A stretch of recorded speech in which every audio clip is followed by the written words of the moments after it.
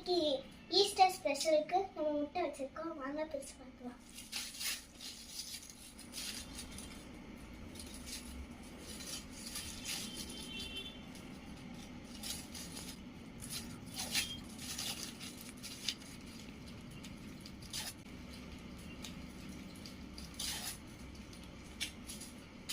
இப்போ வாங்க முட்டையை நல்லா உடைக்கலாம்.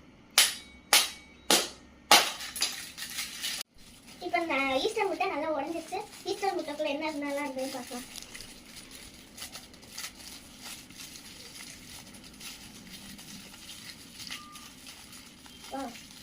ஒரு ஜிராஃப் இருக்கு, சூப்பரா.